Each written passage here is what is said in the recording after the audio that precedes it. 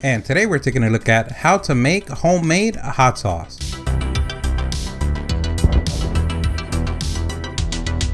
And this is so simple, anyone could do. Everything that we use on the video, we're gonna leave a link on the description. And today we're making two sauces, a mild version with the poblano and a hot version with the serrano. So everything that we do with the serrano pepper, we're gonna go ahead and do with the poblano pepper.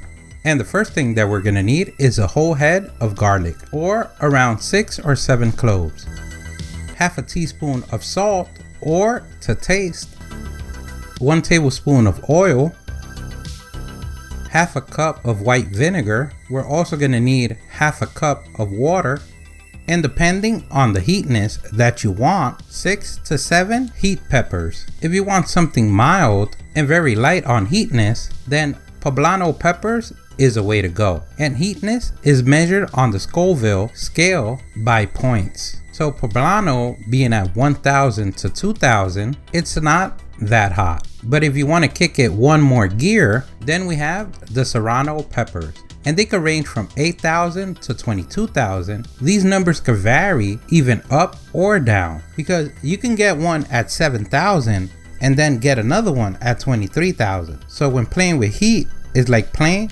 Russian roulette. And all these peppers are babies to some that go over 1,000,000 points in the Scoville scale. As you can see, both are green, meaning they're unripe, and that's how they usually sell it in the stores. If you want some color, you can let them ripe and they could turn yellow or even red. And remember, this technique can work with any heat pepper. So if you want to go ghost, reaper, this would still work for that as well. So if you have a red heat pepper, then you're gonna have red hot sauce.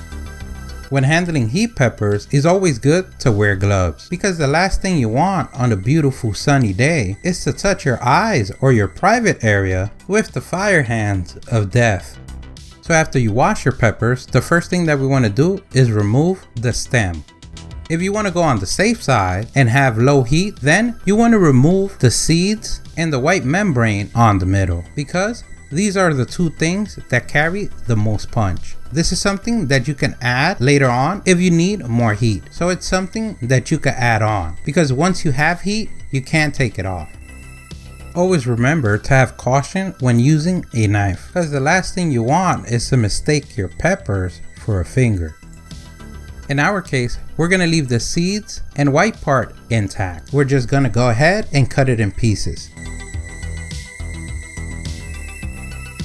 We're gonna slice our garlic to get more flavor out. And we're gonna take these ingredients to the stove. So we're gonna need a pan. We're gonna place our oil, place our heat in medium low or the number 3. Then our peppers.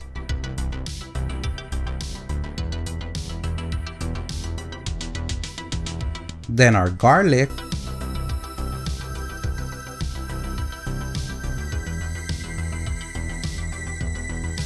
Two dashes of salt, and we're just gonna give it heat for about 3 minutes. Now we can add our half a cup of water. We can raise our stove to medium, or depending on your stove, 5 or 6. And we wanna make sure that we stir once in a while to get everything well cooked. And the goal is to get all the flavors incorporated until the water evaporates. Depending on your stove, this can take from 10 to 15 minutes. Once evaporated, we want to remove the pan from the stove and let the peppers and garlic cool down. And now we're ready to make our hot sauce. You're gonna need a food processor or a blender. And that could be a standalone blender or a hand blender. In today's video, we're using the Hamilton Beach 3-in-1 blender. If you wanna check out that video, we're gonna leave a link on the description. We're gonna place all our players in the blender or food processor and add the half a cup of white vinegar.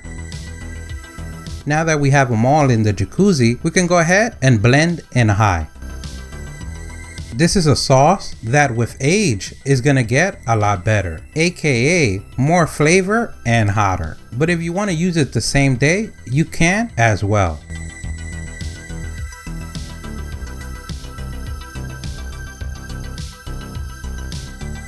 So we want to get a glass jar that has been well cleaned or sterilized, and that could be done with hot water. Then we want to pour it in the jar. Now comes the defining point of the sauce: strain or not strain. If you want a regular sauce, which is only liquid, then you want to go ahead and strain it. But if you want a sauce like the ones you place in your tacos, then you don't want to strain it.